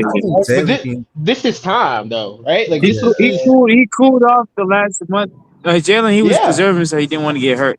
Now, realistically, he goes in there, he just averages a triple-double in the whole series. Like, he's a walking triple-double. You don't understand.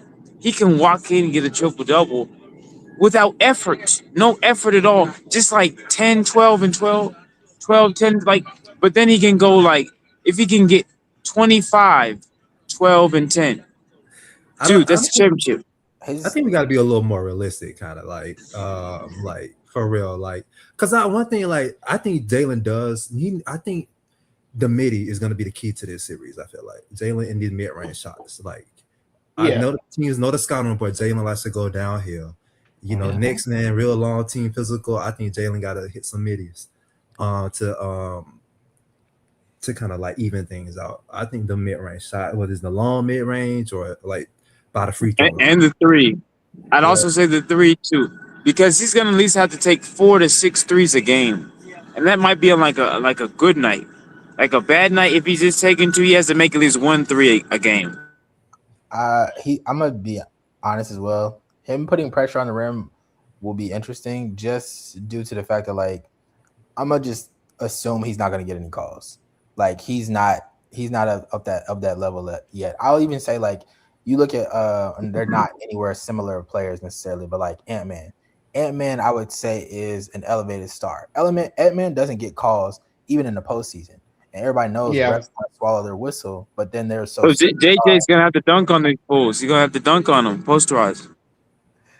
I mean, he can do that, but I'm saying you're not necessarily gonna get that all the time. Like, this is first playoff game, right?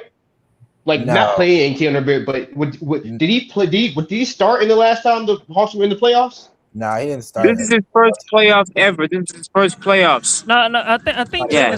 Jalen's been in the playoffs, but he was in the a bench He was a player. backup. Was He was a bench playing player. limited Okay. minutes. Okay. He played against the Celtics. No, Yeah. because Okay, he played he against only Celtics. made that Heat Okay. playing the game, but he's never had a playoff series. No, he played against the Celtics. Okay. Who started it? Did Sadiq start that series? I want to say Yeah. Because I think he was hurt that year. Remember, he got hurt. Jalen got hurt. Rashad, what's up? Okay, after the first 2 games, he got hurt. I was just What's up? Just curious. The starters were for the people listening or something like that. It was DeJounte, Trey, Clint Capella, John Collins, and DeAndre Hunter. Sadiq was the sixth man. Jalen Johnson had 5 minutes in the last game. Okay. That's So like yeah, this- I'm curious about. Oh, so I'm sorry, bro. Go ahead. No, you good. Go ahead. I was just gonna say I'm just curious, like how he's gonna approach this then, because sometimes like when you have these playoff matchups with like, these new players, it's like the playoffs you can kind of take on a whole different like personality. You can kind of elevate your star. So like who my brother who said he could average a triple double. I mean that man averaged a triple double in the playoffs against the Knicks. Like you talking about his star rising like in the same way Trey Young star rise. Like his, I just want to see how is he going to be aggressive? Is he going to take the shots? Does he think he's the guy? That's gonna be Nikhil. Nikhil's Like- gonna be our Trey Young. Nikhil's gonna pick up the torch. Nikhil. Well, I want to see. I don't know. I'm just curious. I'm just curious how he going to approach this. You know what I mean? I mean, yeah. I think the thing is though, definitely need to put a battery in his back, and I think also, I'm gonna be honest, having a week off ish kind of helps the entire team. I think. I'm not saying they're gonna come out and like be on fire necessarily, but like having a week off with some rest definitely helps recharge the batteries. I think you need Jalen to just be aggressive. That's the main thing. Just be aggressive, one, and then be decisive with your aggressiveness. Are you gonna shoot the ball? Are you attacking the basket? Am I passing to an open man? Because sometimes of recent what I've seen is like he really gets caught in the air a lot. And that's kind of frustrating. It's like you're indecisive of whether or not you want to shoot it or if you're trying to pass it. And he doesn't necessarily turn the ball over crazy, but it's just like I need you to be faster in your decision making. I think that's going to kind of be like a big key for him, in my opinion. I know people are kind of projecting him to be like a playoff faller because he's not the greatest in half court necessarily. I think he's been pretty solid, especially in the mid range. Especially like with that turnaround J and whatnot. Yeah. But it's not like he's a complete like KD, Kobe, back to the basket. Even like Ant-Man kind of has gotten better at it, or like a Bron type dude. Yeah. Like he's best obviously in transition, where he can make those decisions. I think as much as like the offense is key, I would also like to see him step up on defense. That's a necessity. Yeah. Like he actually has to, and he got to guard somebody. It's more so. It's not that he doesn't have the physical tools to do, because like when he decides he wants to like lock in, he can. It's more so like, bro, like you got to pay attention. Like that's really the thing. Like no careless turnovers. Yeah, no careless turnovers. Yeah, pretty much. I think what be frustrating me though is like I'll see Dyson play defense. I'll see play defense. And they'll play defense people, yeah. They'll play defense for 20 seconds. And then in the last 4 seconds, you'll see like Jalen kind of just like leave his man open on a cut. For the blow by that. Yeah, I'm like, bro, what you doing? Yeah, with Jalen, like I think he can play defense. He just picks. It's clear that he picks and chooses when to play defense. Yes. And I guess part of it is because he has an offensive load now, but it's like he'll not play defense in the first quarter, and he'll probably play defense like by the end of the second quarter, and then he'll not play defense in the third quarter, and then when it's like a close game, he'll start playing defense. Like that's kind of Jalen Johnson, in a nutshell on the defensive end. But hopefully, like when it's he's got to understand that in the playoffs, like every possession matters, like every point matters, and that you can't take possessions off all the time. And so he's got to do a better job, like off the ball, not being beat off cuts or helping when someone's driving to the basket, because there are times like occasionally like when someone's driving to he'll occasionally block a shot. Like he just doesn't do it enough, like he did it last year, and so you just hope that he can just, since it's the playoffs, that he'll lock in. And like this is why Jalen Johnson being in the playoffs is great, because absolutely, because he needs these reps, and he's got to, and Dyson Daniels as well. Like both of those who got to understand that, like, playoff intensity is different than in the regular season. Like it's just different. The intensity rises. Teams know your weaknesses, your tendencies. They know everything about you, and like the playoffs can make or break you. Like they can expose you, and we're gonna see with Jalen Johnson. Like he's gonna. I think the playoffs is gonna be a. I would say it's gonna be an opening, like, eye opener for Jalen in a good and a bad way for him. Yeah, I mean, hopefully he doesn't have the deer in the headlights thing. And I'm gonna be honest with you, this is kind of where like Trey was. I liked Trey, I guess, in playoff settings or in like those kind of like big moments. He doesn't shy away from the basketball, like even good, bad, or indifferent result. He would control the tempo as well. Yeah, but it's just like he wants the shot. He wants the moment. You got to have somebody with that. I don't really. That's Nikhil. I don't care.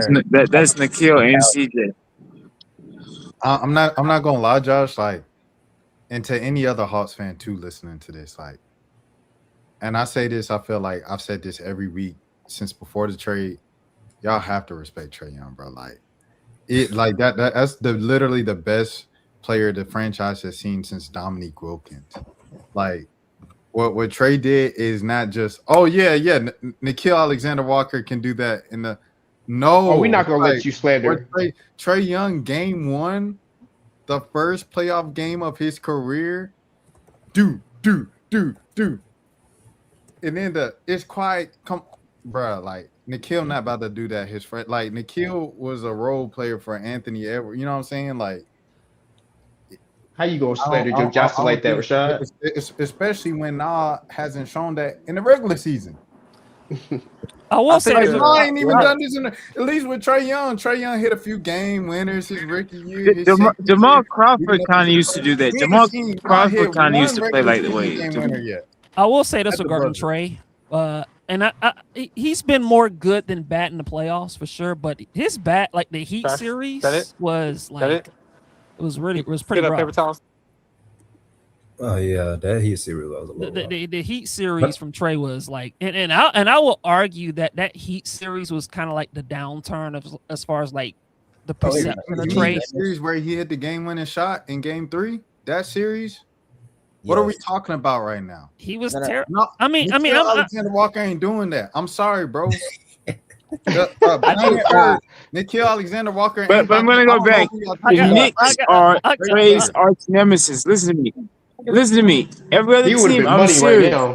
Trae could have lost against every other team in the first round, but with the Knicks saying F Trae Young, you got to understand they kept egging him on. Like, you can only push a person to the brink so much.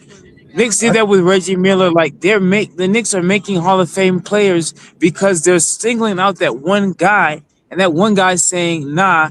Like, literally, Tyrese Halliburton did the same thing. There's always that one player against the Knicks. The Knicks do this to themselves every year. They pick one guy to say, literally, one guy to say F them, and that one player just stops them every year.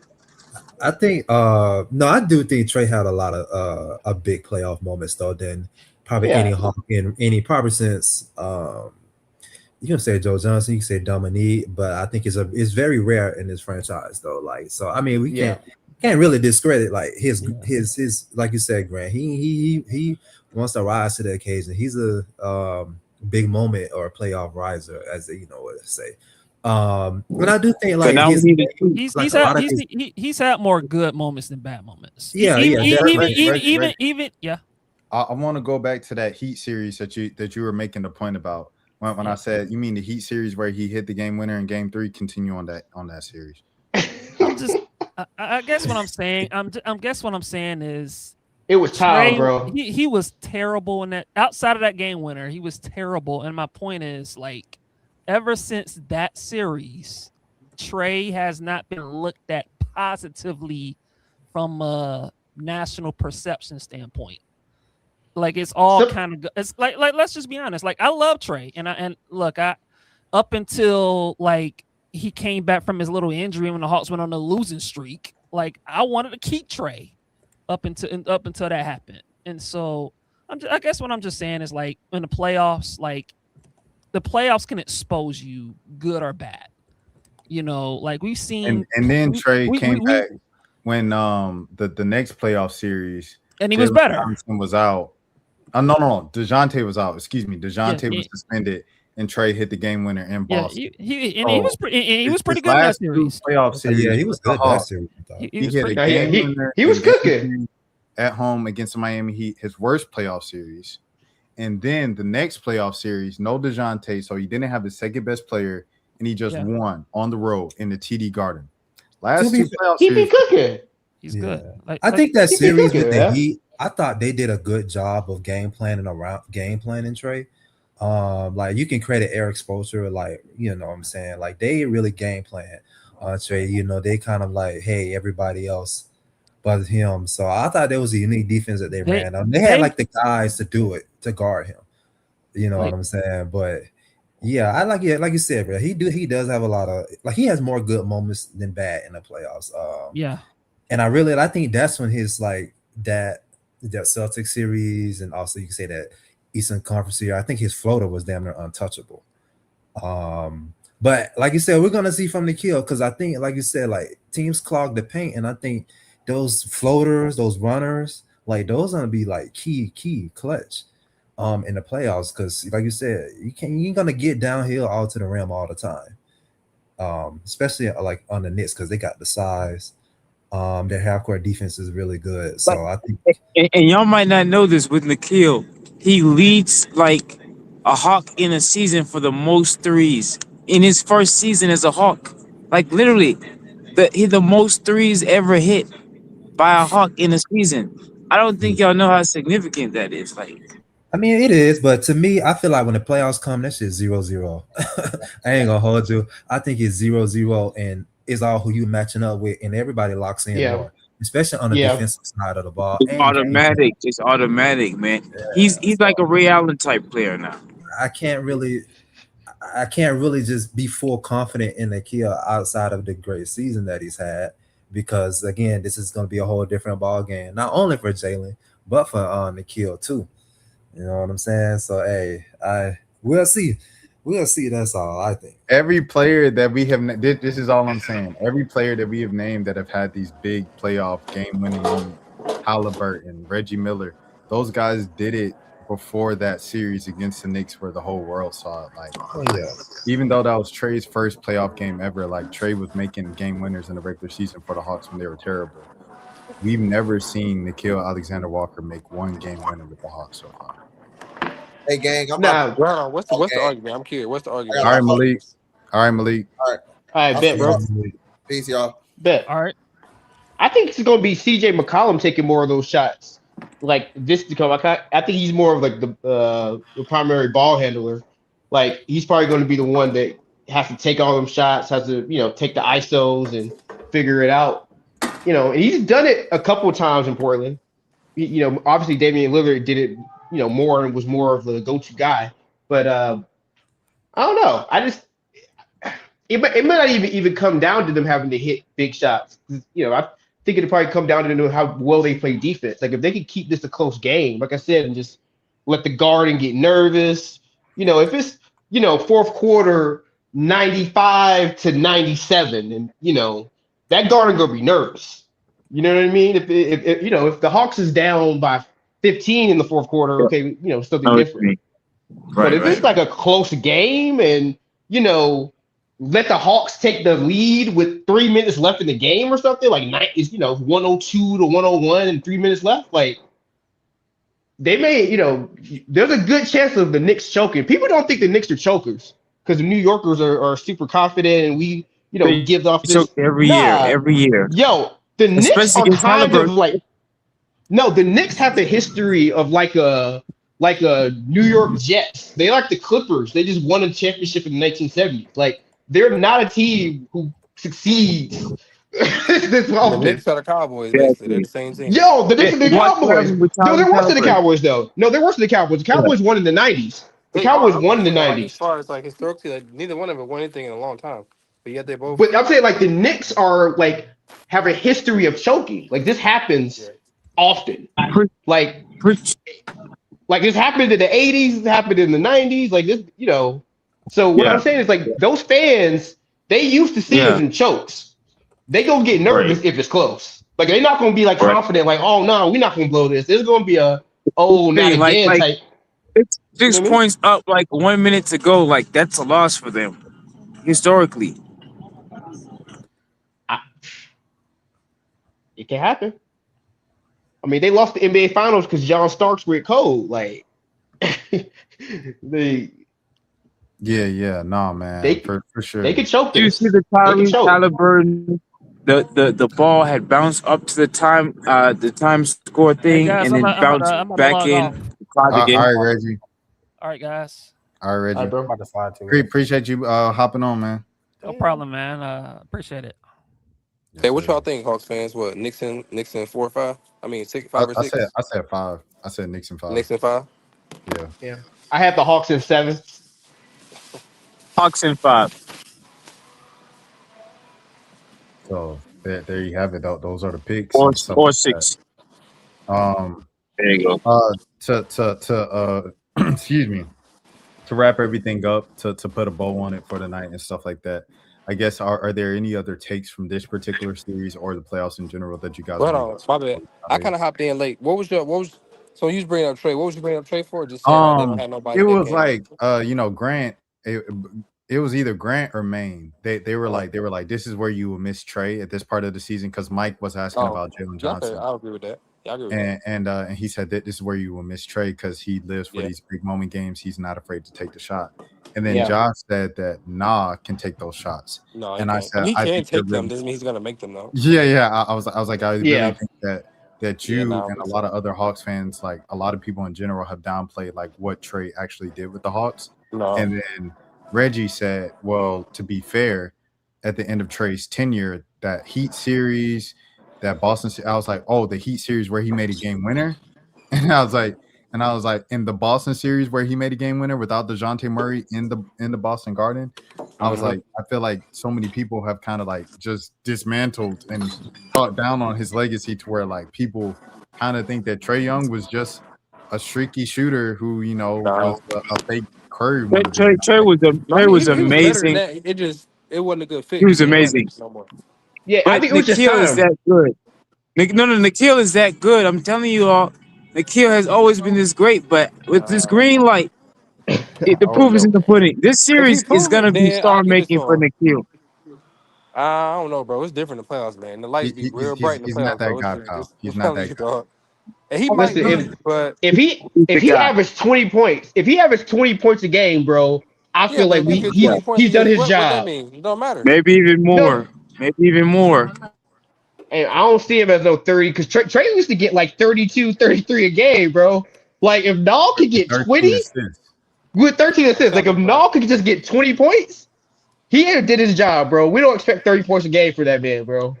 And because God, bro, it ain't the same. The playoffs different. Yeah. They gonna game plan for Jalen Johnson, and then maybe next year take away Nall. But can Nall, when the lights on now, can he hit them shots? He gonna get more opportunities now because they're gonna take away Jalen Johnson. They probably gonna take away CJ. Yeah. But with them he could be third option. Can he take them shots now when the lights on? It's a different ball game, bro. Because last year he had Ant.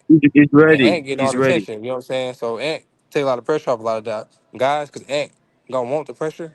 I don't know who in the Hawks want the pressure. Like what guy they got out there that really want this moment? Not saying they don't want to win, but CJ. It's literally just CJ. I'm about to say CJ. It's just CJ, bro. Because you got to think CJ was doing this on the road, like in them playoff games, like 10 years ago. Yeah.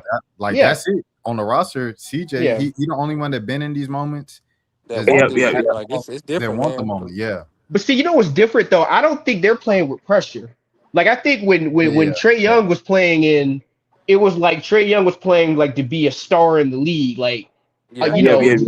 y'all did these trades. Yeah, expectations. Y'all did this trade, and for Luka, everybody thinks that Luka's better than me on the MVP. They call him the Hawks stupid for trading Luka. Like, he playing with a different. I feel like Nall just like, bro. I didn't think I was gonna be here. You know what I mean? It ain't even like he might just be taking shots like, fuck it, like what? He's gonna lose Like, his bro, mind. Well, man, it's Nikhil Alexander Walker is just gonna be green light. Green light. he do have a green light, bro. He do. It's not always. It's not, but He has nothing to lose. He is going to just want to build a reputation more than his cousin. And that's not happening. That's not gonna happen. Hey, sometimes at some point of like, let me think. Rest in peace to Tito. So I won't say Tito. At some point in Jermaine Jackson's life, he just had to accept that he was never going to be Michael. Exactly. He was always going to be known as Michael Jackson's brother.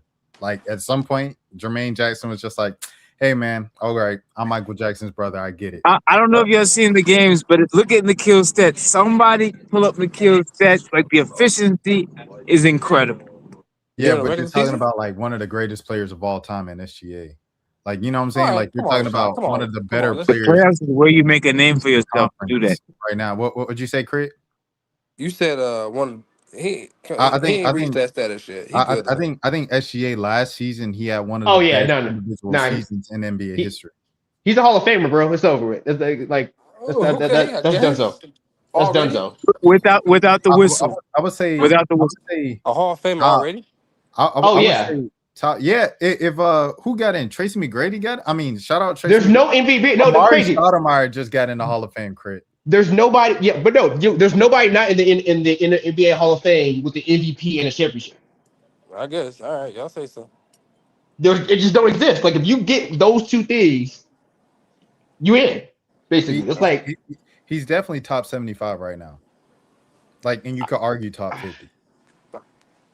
I don't know if I'm giving him top 50 just yet. Yeah, that's what I'm saying. But he's definitely 75. Yeah, he's probably 75, but he up there, man. Like, bro, it's hard to win that many games. It's just nice. Like, it's Oklahoma City, bro. I don't care if KD and Russ, but it's Oklahoma City. Like, if it was the Lakers, I'd be like, all right, whatever. No. You win 60+ games 2 years in a row. MVP, already got a championship. Like, that's a fact. I'm with you when you're right. There just ain't that many players who ever won back-to-back title. They won a back-to-back title this year. You got to be top 50, right? Yeah. I don't know. Did he play? He played 65. Let me see. I think he's like leading as the number one percentage to get MVP. Like, I got a bold prediction. Though. He played 60. I got a bold prediction before I go off. I got a bold prediction. Go ahead. The first round, the 1-8 matchup. If they meet the Warriors, if the Thunder meet the Warriors, Stephen Curry is gonna upset the Thunder. Don't know how, don't know why, but if it's a 6-7 game series, Stephen Curry's gonna do it. Pull up from half court, he's gonna lose his mind. Hey, this is real basketball. Stephen Curry is better than SGA. I don't care what you say, he's still better than SGA to this day. Steph Curry is better than SGA, but like the Golden State Warriors aren't better than OKC.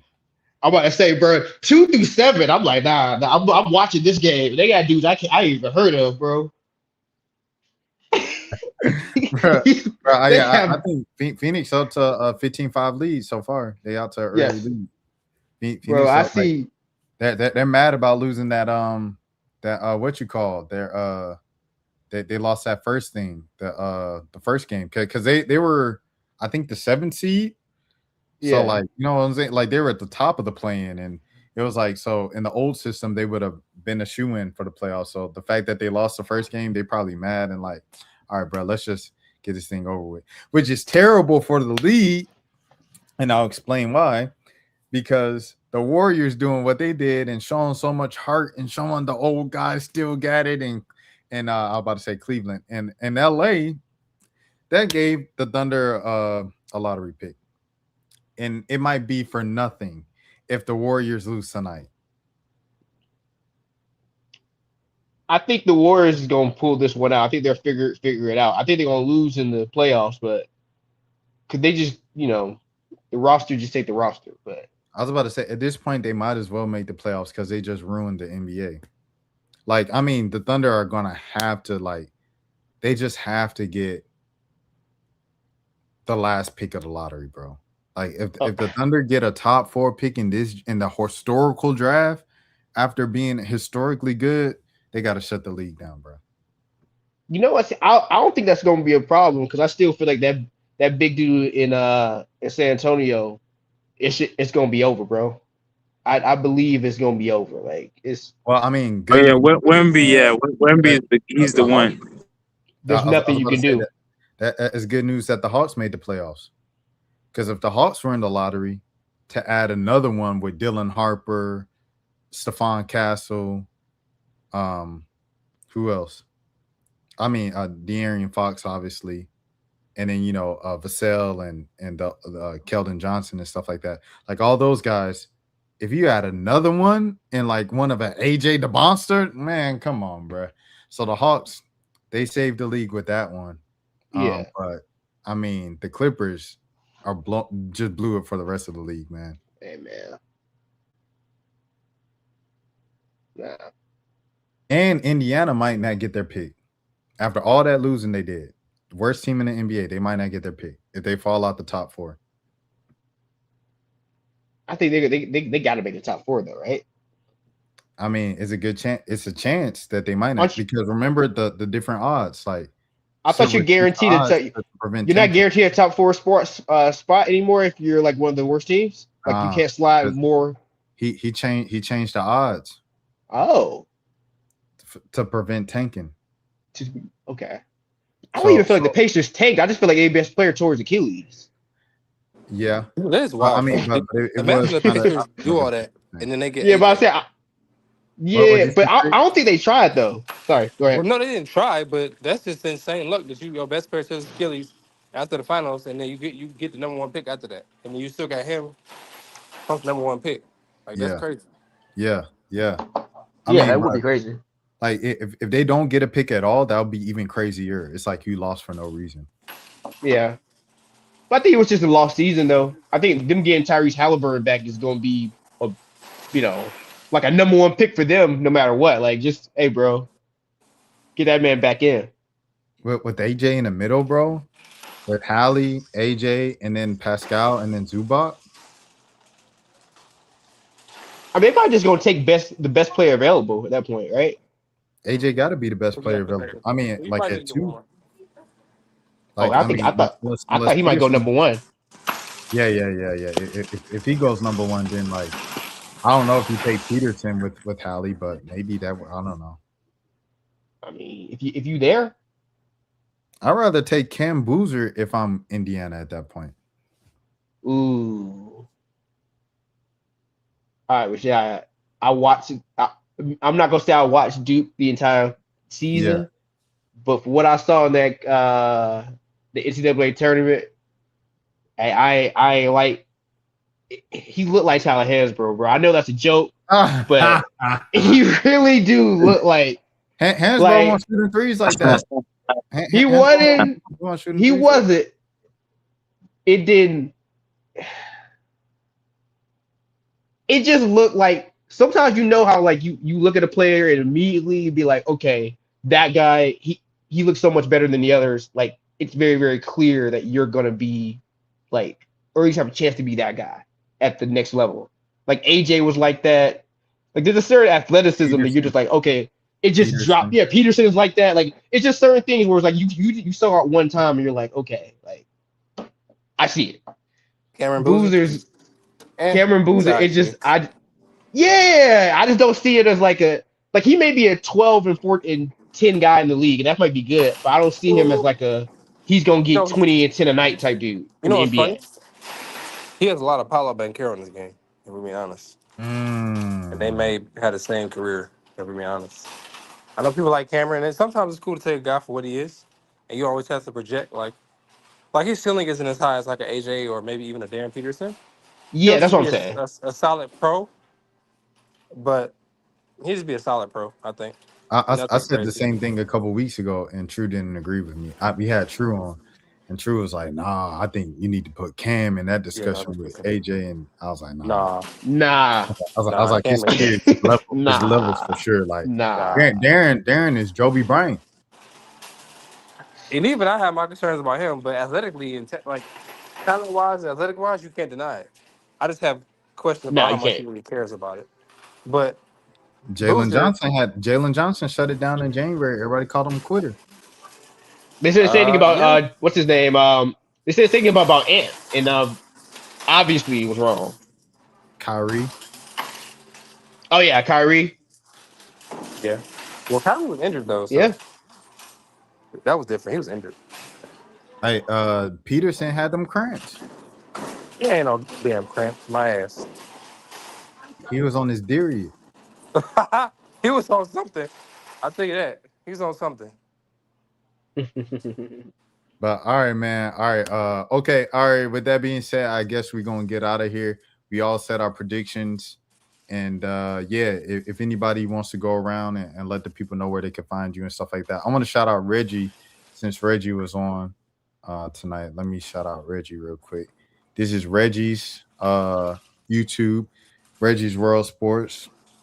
Make sure you subscribe to him and stuff like that. Follow him. He's got all the stuff on like Atlanta. You see he's got some WrestleMania kind of things, and REESE, Falcons, all that stuff. So if you want to see any of that, that's on his page. Or who else was on that creates content? I don't think anybody else created content. People just be on. They're just like our boys. Shout out to Nate. Nate was in the chat tonight. Y'all subscribe to Nate. Nate, he streams Madden, and he also has another pod, but I don't think it's on his channel necessarily. But let me go to Nate. Wait. Subscribe to Nate, watch his streams and stuff like that. Oh, he does post-draft shows. I've been on one and stuff like that. So, show Nate some love as well. Fellas, anything y'all want to plug? Nah, all good, bro. Happy to be on with you, man. Love you, brother. Hawks in 7. Appreciate it, bro. Knicks in 6. Knicks in 6. And then J Chig. Josh, you can't hear me? I think Josh might be he can't hear me. But this is Josh's page. King Josh Chig, you know what I'm saying? Everything like that, my brother. I appreciate him as always for coming on. Even as outrageous as this takes for him, but I appreciate him as always. And you can follow him here. And with that being said, man, we are out. Birds and Buckets. Y'all enjoy the playoffs. Y'all enjoy the basketball. Peace.